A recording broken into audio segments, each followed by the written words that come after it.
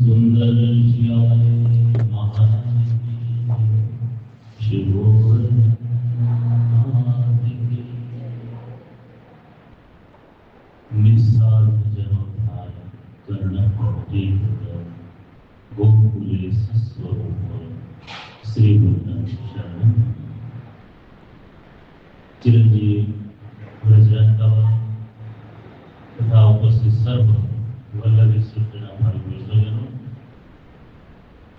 सुंदर चर्चा हमारा करी वो गागરમાં સાગરની ચર્ચા કરી કારણ કે એ દરેક વસ્તુનું ઘણું ઊંડાણ હતું કે હમણાં બાબાએ વાત કરી કે સ્વરૂપમાં ભેદ નથી મહાપ્રભુજી ઠાકોરજી આ બધા એક જ સ્વરૂપ છે એના અનેક પ્રમાણો પણ આપણે શ્રી વલ્લભનું સ્વરૂપ પ્રગટ થયું શ્રીનાથજીનું સ્વરૂપ સમજાવ્યું અને વલ્લભનું સ્વરૂપ સમજાવવા શ્રી ગુસાઈજી અને બંને પ્રમાણભૂત પ્રભુનું સ્વરૂપ છે વેદો ઉપનિષદો પુરાણોમાં પ્રમાણ એટલે બધા સિદ્ધાંતોને કોઈ પડકાર ના આપી શકે એવો સુંદર માર્ગ શ્રી વલ્લભે પ્રગટ એમાં પણ ગુસાઈજીનું સુંદર સમજાવ્યું વલ્લભાષ્ટકમાં શ્રીમદ વૃંદાવનેન્દુ પ્રગટિત રસિકાનંદ સંદોહરો સ્ફૂર્જદ્રાસાદિ લીલામૃત જલધિ પરાક્રાંત સર્વોપનિષશ્વર બહુ સુંદર સ્વરૂપ સમજાવ્યું વલ્લભનું એમાં બહુ દિવ્ય સ્વરૂપ છે રસાત્મક સ્વરૂપ છે અને બહુ ગહન છે વલ્લભાષ્ટક વલ્લભમાં વધુ દ્રઢતા કરવી હોય ને તો વલ્લભાષ્ટકનો પાઠ કરો માં સાક્ષાત ઈશ્વર સ્વરૂપનું વર્ણન છે ત્યાં બીજું કોઈ નથી શ્રીમદ વૃંદાવન આ વૃંદાવનના ચંદ્ર સાક્ષાત ભગવાન એ જ છે અને એની ગહેરાઈઓમાં ટીકાઓમાં આખા પ્રમાણો પણ આપ્યા છે કે આ કેવી રીતે ભગવાન છે અને બીજા પણ વનો જો વર્જની અંદર આપણે ગયા છીએ કેટલા બધા વનો છે પણ એમાં પણ વૃંદાવને તો કેમ કહ્યું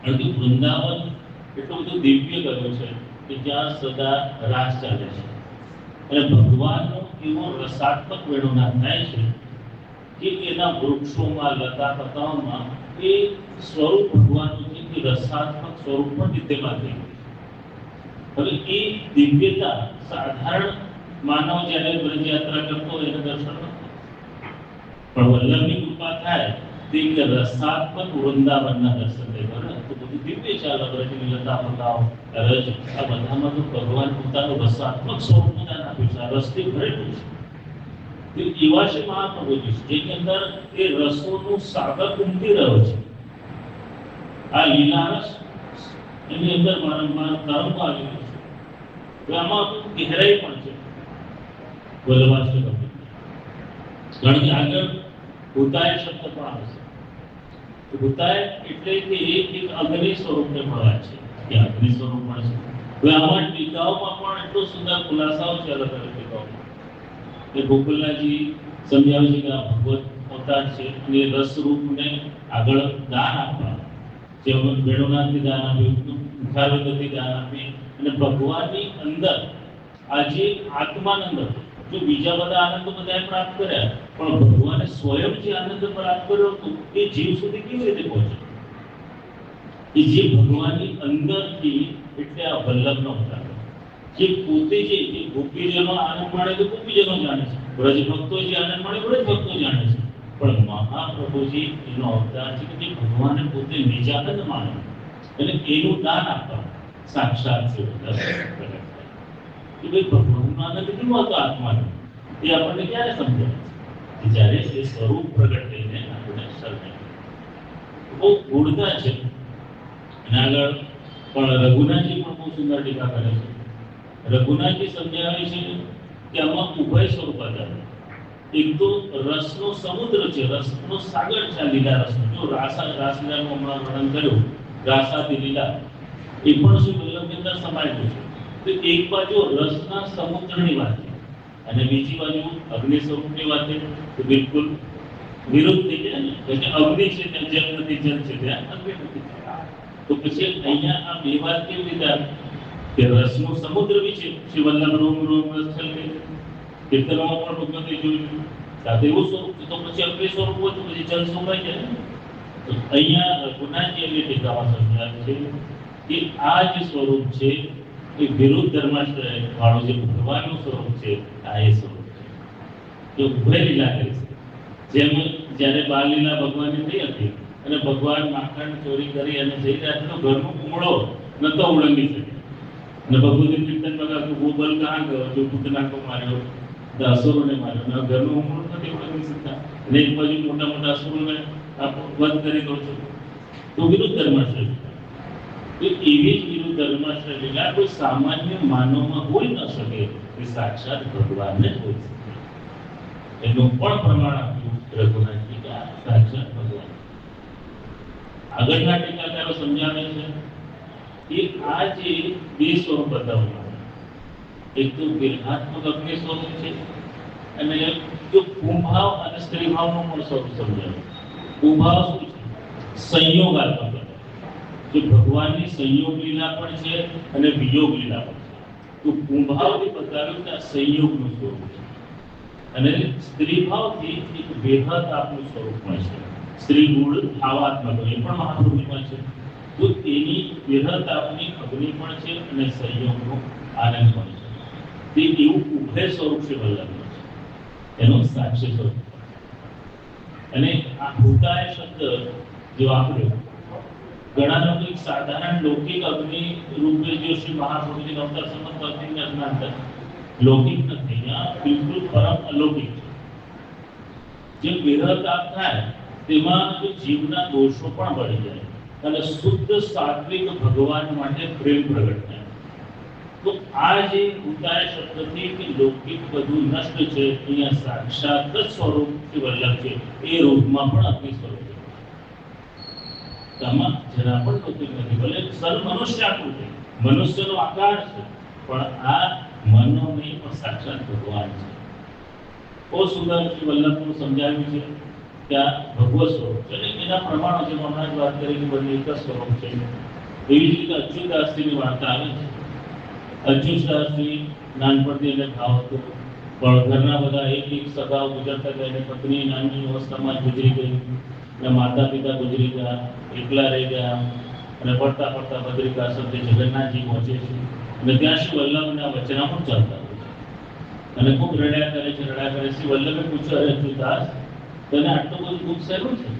ત્યારે બધું કૃપાના તમારા ઘરમાં મારી પત્ની ગુજરી ગઈ, મારા પિતા ગુજરી ગયા, માતા ગુજરી ગયા, એ કૃપા કરો. વલ્લભે કીધું કે તું ખોટો સંતાપ કરે છે, બીજા અપરસ કરી નાખ. અપરસ કરીને આવે, સરને લીધો અને પછી એવા આશીર્વાદ આપ્યા, એને દિવ્ય ચક્ષુ ખુલી ગયો, એને જ્ઞાન થઈ ગયું.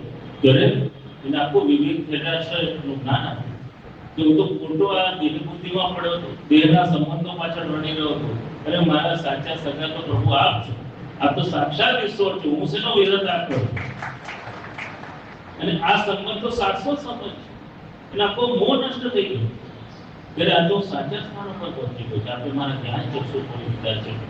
પછી તો એને વલ્લભની સેવા ચાલુ, એટલો બધો વિરહતાપ વલ્લભ માટે કે વલ્લભ વિના ના રહેશે. એટલા દિવસો સુધી વલ્લભની સેવામાં આખા પ્રવાસમાં રાખ્યો. છેલ્લે અડેલું પૈસા પછી વલ્લભે કીધું, જ્યાં તો ઘરે જ નહીં ગ્રસ્ત આ સ્વધર્મ આપ્યું તો વલ્લભ આપના વિના નહીં.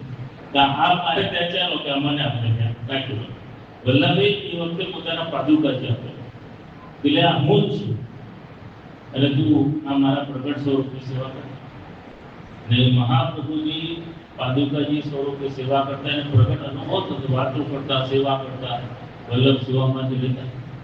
અને જ્યારે આસુરામુ લીલા કરવાની હતી અને એક વૈષ્ણવના મનમાં સંશય જેવું હતું, ત્યારે વલ્લભ એને પહેલેથી આજ્ઞા કરી હતી કે તું અચ્યુતદાસજી પાસે જશે, તારું સમાધાન થઈ જશે.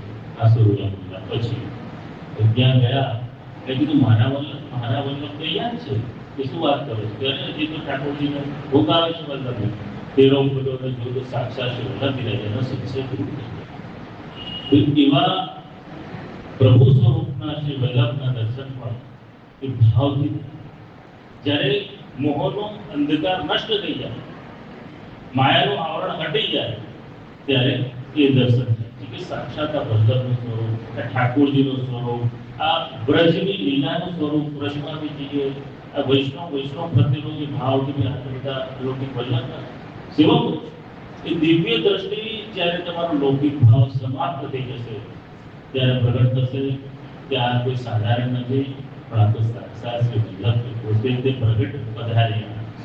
આજે મારે શ્રી વલ્લભ વર તો એ અલૌકિક દિવ્ય સ્વરૂપ ખૂબ જ સુંદર છે વલ્લભાષ્ટકમ, અને તો ખૂબ જ ગહેરાઈમાં જવાય એવું છે, કારણ કે આ દિવ્ય સ્વરૂપ છે વલ્લભ. એ તો મનુષ્યાકૃતિ વલ્લભ એવા અનેક પ્રમાણ પુરાવા પણ આપ્યા કે જ્યારે એકવાર શરદી થઈ હતી અને ઔષધિ લઈને આવ્યા અને ત્યારે વલ્લભે અંગેઠી ત્યાં ચાલુ હતી એમાં પધરાવી હતી અને કહ્યું કે હું ખૂબ અલૌકિક સ્વરૂપ.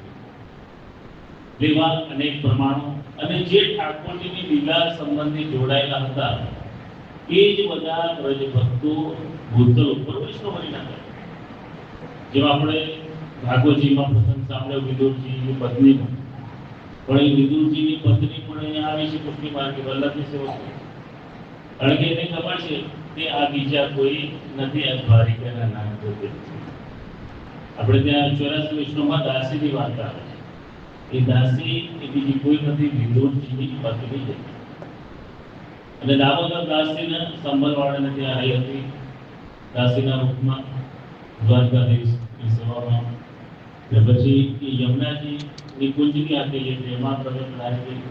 અને આચ્યુતદાસજી પણ યમુનાજી પૂર્વમાં ચર્ચા કરી યમુનાજીની કુંજની, એ પણ યમુનાજીની કુંજના હતા.